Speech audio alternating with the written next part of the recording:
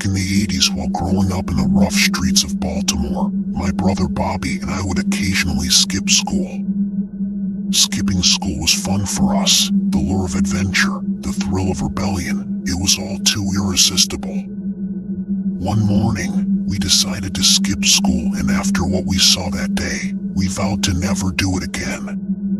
We found ourselves standing in front of the towering, long-abandoned factory, a place that had always piqued our curiosity but had remained off limits.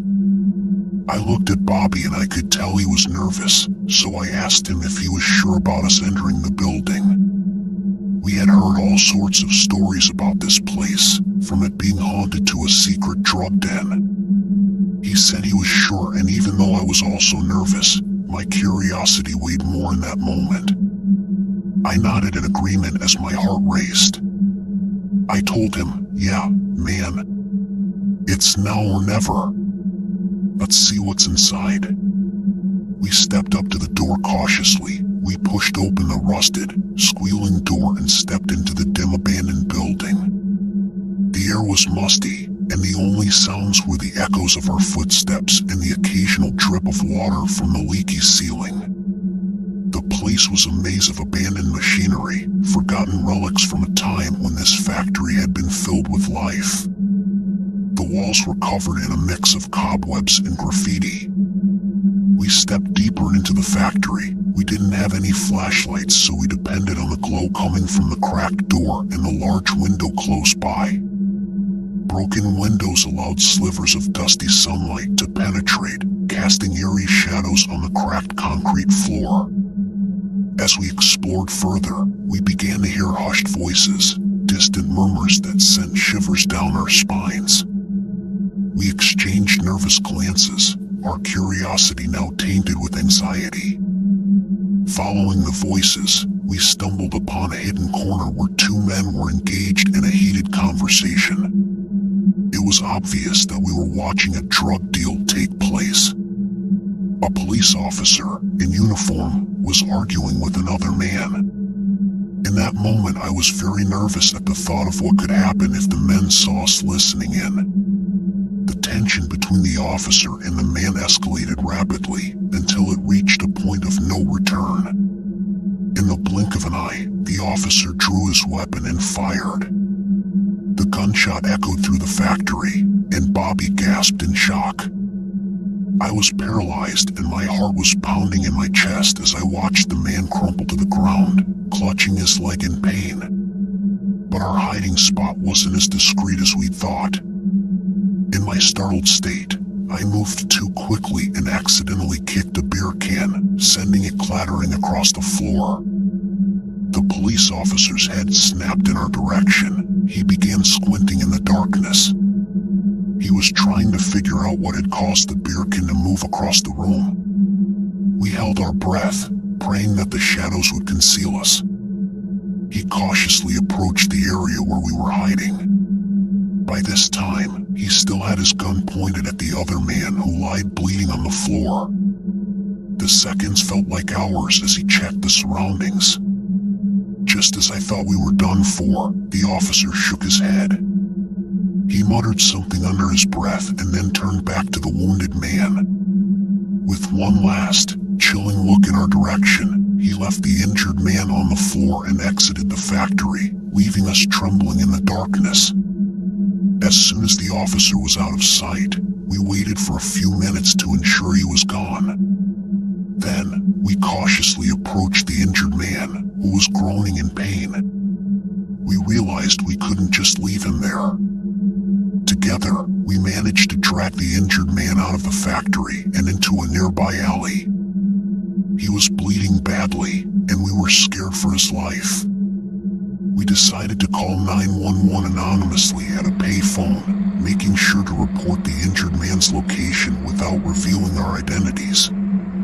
It felt like hours, but eventually, an ambulance arrived to take the wounded man to the hospital.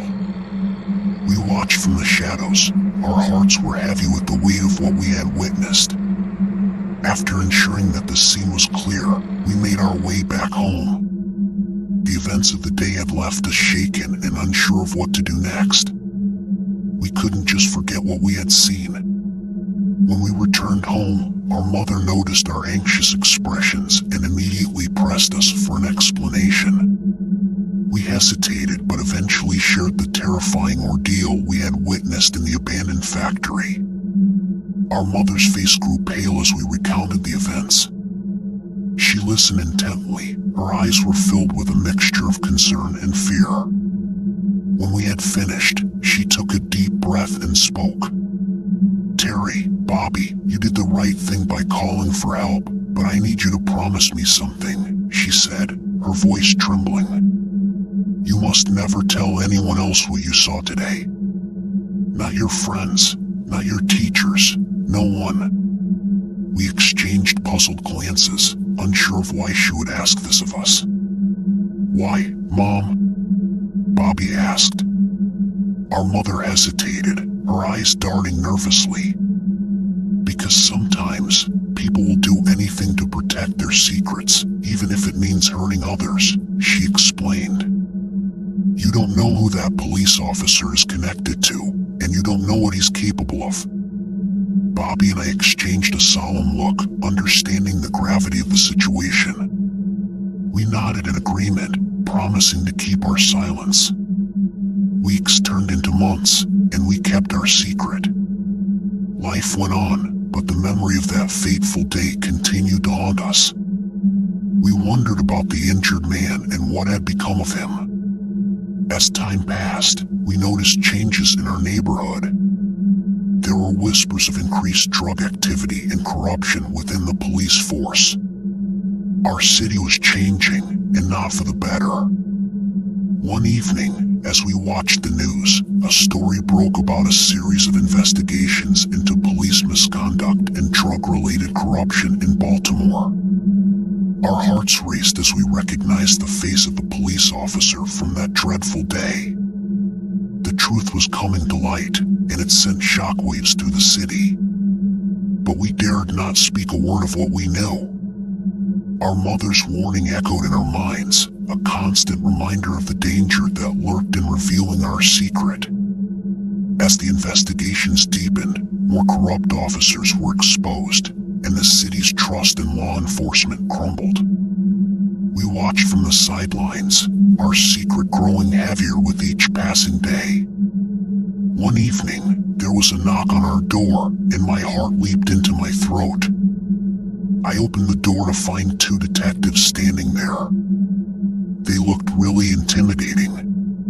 They explained that they were investigating the corruption within the police force and were seeking information from anyone who might have witnessed or experienced misconduct.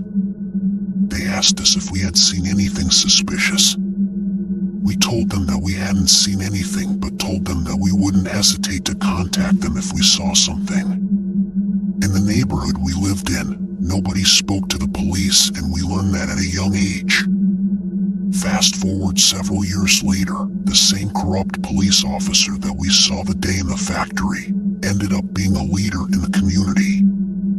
We watched him organize many toy drives for kids during the holidays, food drives for single mothers who couldn't afford groceries, and most shocking of all, we witnessed him raise thousands of dollars for kids whose parents are drug addicts. Everyone in the community loved and respected this man, and no matter how hard we tried, Bobby and I couldn't share those feelings. Thank you for listening. Stay spooked.